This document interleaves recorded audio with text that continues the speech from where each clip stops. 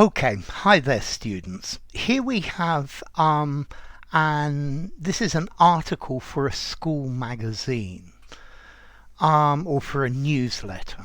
This is at level C2. This is for Cambridge Proficiency. Question. You are looking through the alumni newsletter of a school that you once attended, and you see the following announcement. What are your best and worst school memories? Write in and tell us, and we will publish the most interesting articles in our next newsletter. Write the article for the editor of the alumni newsletter, around 280 to 320 words. Okay, so while we're at it, let's start straight away and check how long it is before I start adding and subtracting things. Bear with me.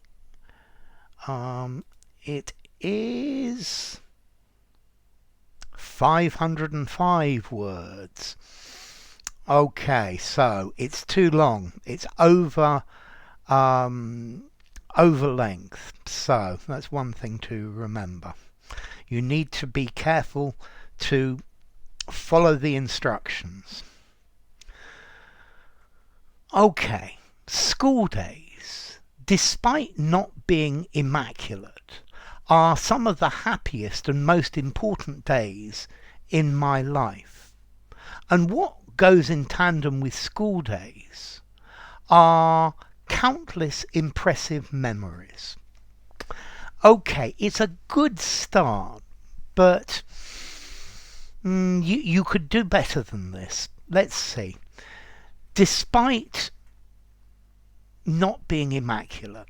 Okay, it's not wrong. So, try this. Despite having been,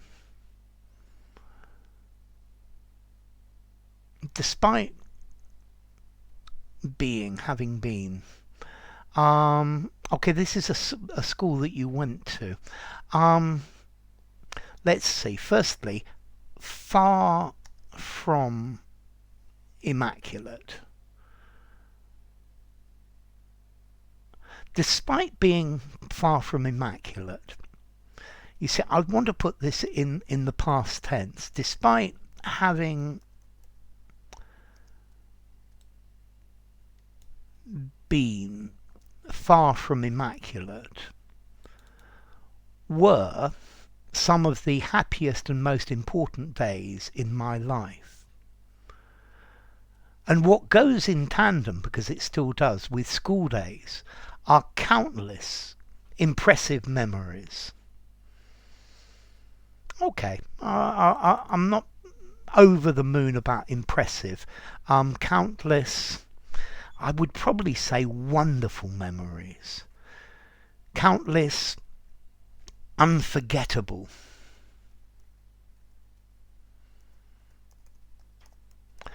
It just collocates better. When being asked to recollect the best and worst memories of my time at XXX school, you don't even have to put it at school.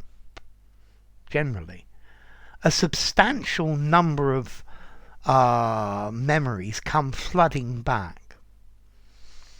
Substantial. You could use substantial.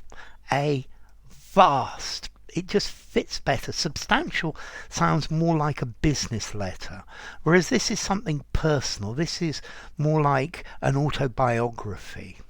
A vast number of memories come flooding back. I like this phrase, flooding back. Some are bitter, whilst others are sweet. Yeah, that's fine. I like your use of the semicolon. Some are distant to such an extent that they become, better with the present perfect, they have become vague and dim, while others are unforgettable. I've used it here, haven't I? Remaining ever vivid and heartwarming despite the lapse of time. So this is one of the things I hate about Word and the corrector. Let's see, heartwarming, you could put it with a hyphen. It's going to say put it with a hyphen, but this is also perfectly acceptable. So add to the dictionary. Yeah, it's perfectly good. Yeah. The spell corrector is very dictatorial. There is only one way of spelling words, and that's the problem. There are various different ones. Heartwarming as one word is perfectly good. Okay, so I need to do something about this unforgettable. Okay. Countless long lasting memories. Okay, I like this. Whilst others are unforgettable, remaining ever vivid and heartwarming despite the lapse of time. This is a very nice piece of writing. This is very good. The memory I treasure the most is of the day when I attended. You can lose the when. The day I attended our school's winter concert. And even now, as then, I count myself fortunate. And even now,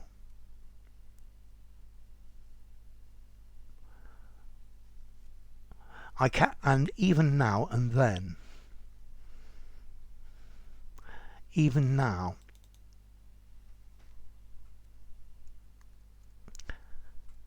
comma, as then.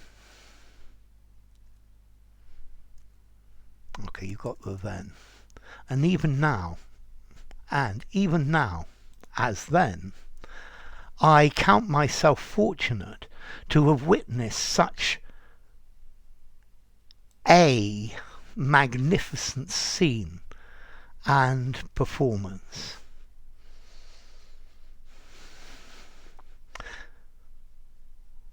Okay, such a magnificent scene. And let's add something here. So great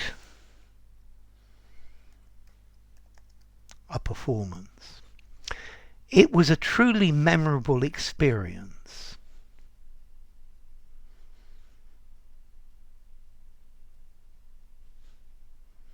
So you need some punctuation here.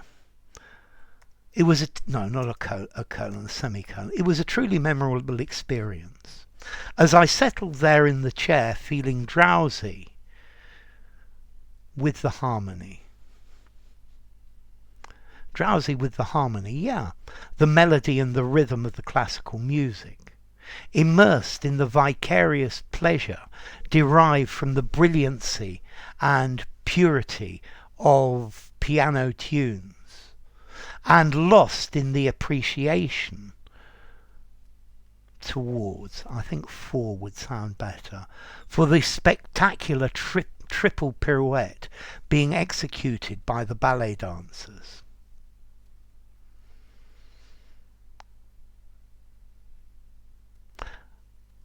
So, this doesn't work. As I settled there, it was a truly memorable experience. Let's lose this as. I settled there in the chair, feeling drowsy with the harmony, the melody and the rhythm of the classical music, immersed in the vicarious pleasure derived from the brilliancy of and purity of piano tunes, and lost in the appreciation for the spectacular triple pirouette being executed by the dancers. To a large extent, the deep healing music liberated me from the grip which negative emotions had over my well-being.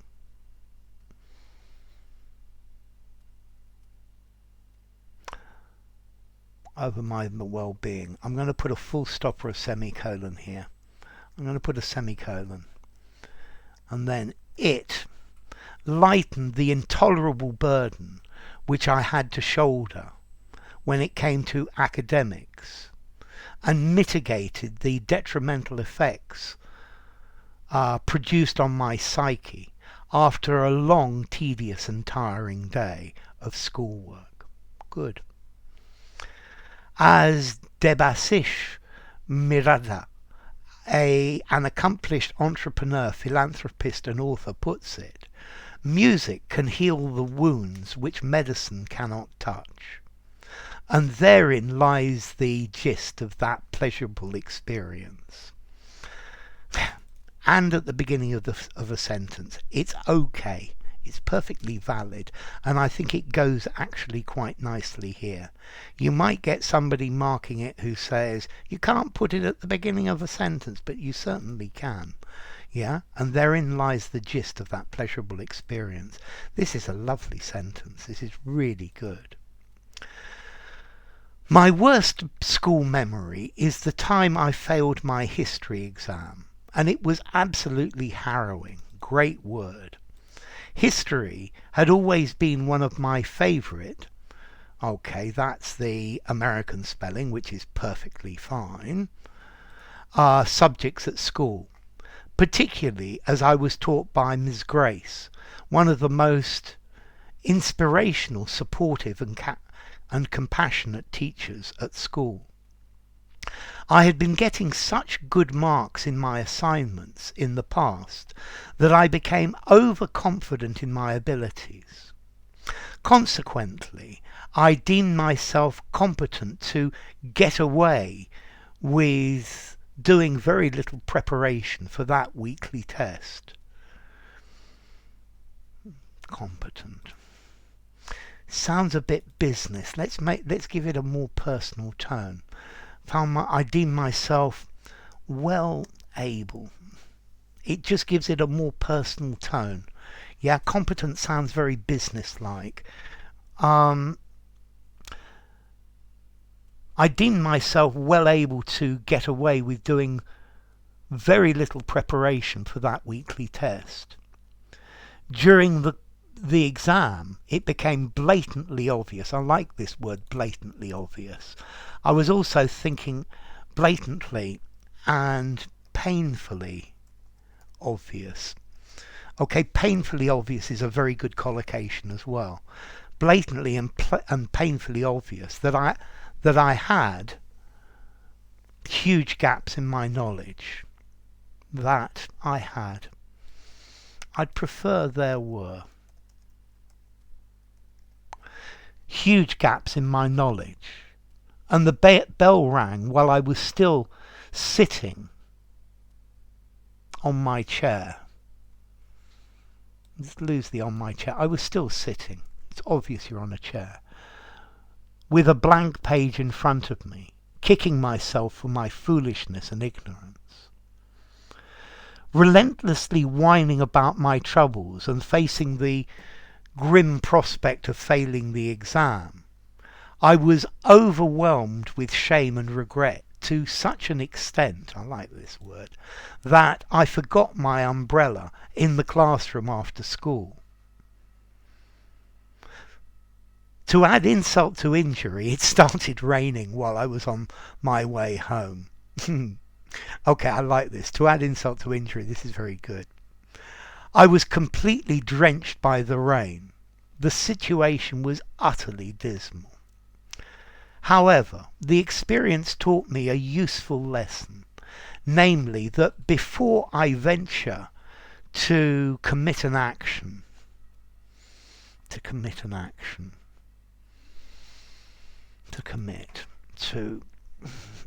again is to embark on an action. It's got a better feel to it. I have to, with abundance caution, with abundant. This needs to be an adjective. Abundance is a noun. With an abundance of caution, with abundant caution. This is a mistake you shouldn't make. Yeah? Okay? With abundant caution. I have to, with abundant caution, assess and examine the ramifications of that action. There are many other memories I could dwell on, but these two stand out as the best and worst memories of my school days. The best and the worst. Worst with an E is comparative. These two mistakes you shouldn't have made. Yeah, you're better than that. Okay, so what do I say? So you answered the question. You answered the question very well. The only thing that you didn't do was you went on far too long. 320 maximum, 500 is quite a long way over. Be careful about that. So what am I going to say? 1.5 out of 2.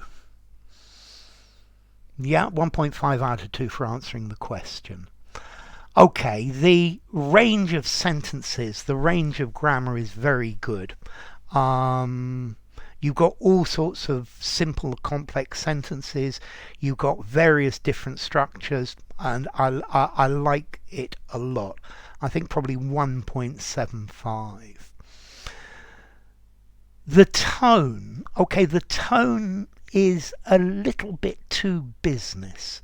It's too commercial, and it needs to sound a little bit more literary and personal. Yeah. So you could have had better choice of words.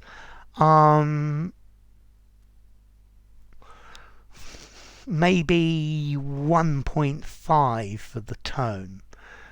Okay, cohesion and coherence. These are two things you are very good together, and your great big sentences hang together very well. They they work very well, and the whole thing from one sentence flows into the next very well. I think 1.85 out of 2. Range of vocabulary. Your range of vocabulary is lovely.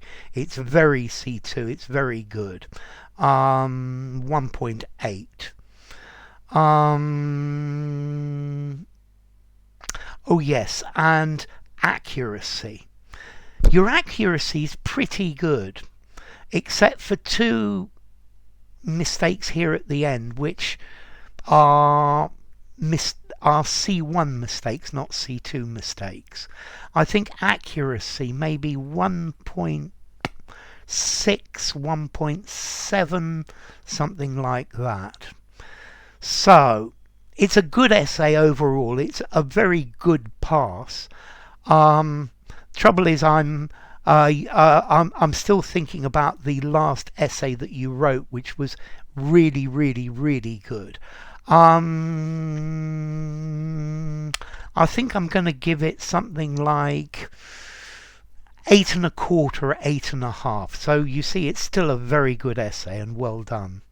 So enough. If you enjoyed the video, give it a rating, subscribe to my channel, and I will see you soon. Bye for now.